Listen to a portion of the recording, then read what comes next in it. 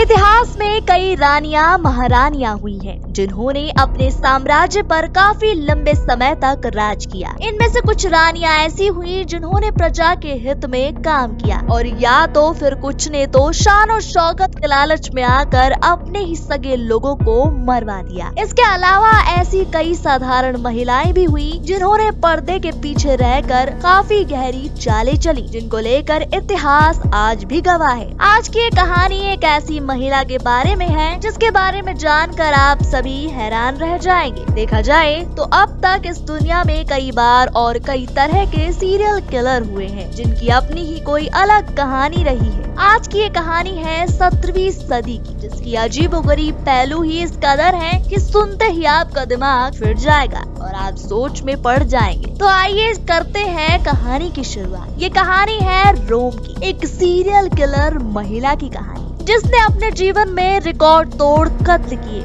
25 साल में 600 के करीब कत्ल किए। और वहीं चौंकाने वाली बात ये कि इस सच के सामने आ जाने के बाद भी उस बेरहम महिला के लिए महिलाओं के दिल में प्यार था। उस दौर में अचानक एक साथ किसी न किसी बीमारी के चलते लोगों की मौत हो रही थी। लोगों की मौत होती रही और सभी इसको आम मौत मानने लगे। किसी ने उसकी गहराई और मौतों की वजह का पता लगाने की कोशिश नहीं की। एक साथ ऐसे ही कई मौतें होती चली गई और उसके कुछ टाइम बाद जाकर एक बात पता चली कि इन सभी मौतों में एक बात कॉमन थी, वो ये कि क्योंकि सभी मौतों की वजह जहर ही थी। और वहीं इसका एक और कॉमन फैक्टर ये सामने आया कि इन मरने वालों में सभी के अपनी पत्नी से अनबन रहती थी। किसी के भी अपनी पत्नी के साथ रिश्ते ठीक नहीं थे। ये एक पुरुष प्रधान समाज की बात है, जब शादी के बाद महिलाओं के साथ अत्याचार किया जाता था और उनके साथ मारपीट करना उनका अधिकार माना जाता था। पति पत्नी के बीच में बोलने का किसी को भी हक नहीं था, और वहीं महिलाओं को अपने पति से तलाक लेने का भी हक नहीं था। इन सभी चीजों को वहाँ की सभी औरतें काफी लंबे समय से झेल रही थी, और इन्हीं सब चीजों ने आखिर में जाकर इस अनोखी कहानी को जन्म दिया। 17वीं शताब्दी में रोम के साथ दो शहरों सिसिली और नेपल्स में एक बड़ा गैंग चर्चा में आया। इस गैंग का नाम था जहरीला गैंग, जिसका सिर्फ एक काम था जहर से लोगों को मारना। इस गैंग के लीडर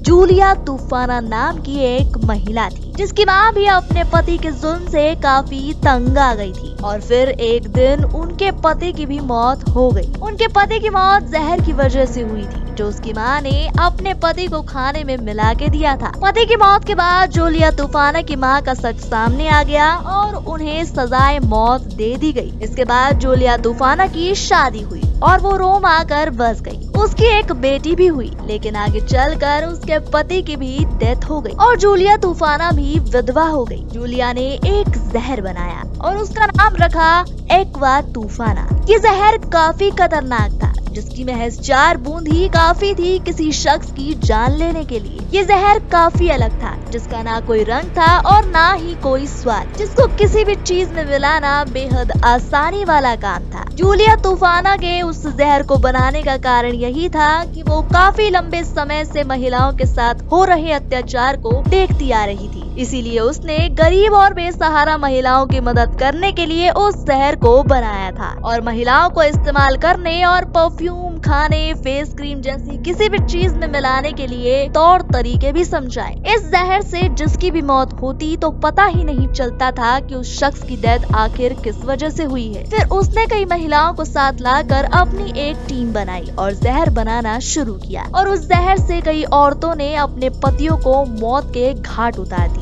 ये सिलसिला काफी लंबे समय तक यूं ही चलता रहा। इसके बाद ऐसे ही एक महिला जूलिया के पास आई और अपना दुखड़ा रोने लगी, और उसे भी जूलिया ने जहर की 4 बूंद एक शीशी में डालकर दे दी। फिर वो औरत घर आई और उसने अपने पति के लिए सूप बनाया। उस जहर की बूंद उस सूप में डाल दी। जब पति खाना खाने के लिए डाइनिंग टेबल पर बैठा था तो वो सूप पीने ही वाला होता है कि अचानक पत्नी का मन बदल जाता है और वो अपने पति को सूप पीने से रोकती है, और काफी मशक्कत के बाद जाके वो सूप को अपने पति के हाथों से छीनकर फेंक देती है। इसके बाद अपने पति के पूछने पर वो बताती है कि उसे वो जहर कहाँ से मिला और किसने दिया। उसने अपने पति को सब सच बता दिया, और उसके अगले दिन उसका पति उसे चर्च में पादरी के पास ले जाता है और वो पादरी को बता देती है कि उसे एक्वा तूफाना नाम का जहर जूलिया ने दिया है और वो अब तक कई महिलाओं को ये जहर दे चुकी है। ये सच धीरे धीरे सभी के सामने आ गया और फिर सभी लोग जूलिया के खिलाफ सड़कों पर उतर आए। फिर जूलिया अपने आप को बचाने के लिए एक चर्च में चली गई और उनसे मदद की भीख मांगने लगी, लेकिन फिर जूलिया को गिरफ्तार कर लिया गया और उसने अपना जुल्म कबूल किया कि वो 25 सालों से ये काम कर रही है और कई लोगों की जानें ले चुकी है। इस कहानी में एक चौंकाने वाला मोड़ तब आया जब जूलिया अपनी मौत की सजा वाले दिन ही जेल से गायब हो गई और काफी ढूंढने के बाद भी उसका कुछ पता नहीं चला। जूलिया भाग गई लेकिन उसके दर्जनों साथियों को सजाए मौत मिली। जूलिया का तब से लेकर आज तक कोई सुराग नहीं मिला और उसके बनाए जहर का राज उसके साथ ही हमेशा हमेशा के लिए दफन हो गया। ये कहानी आपको कैसी लगी हमारे कमेंट सेक्शन में जरूर बताएं।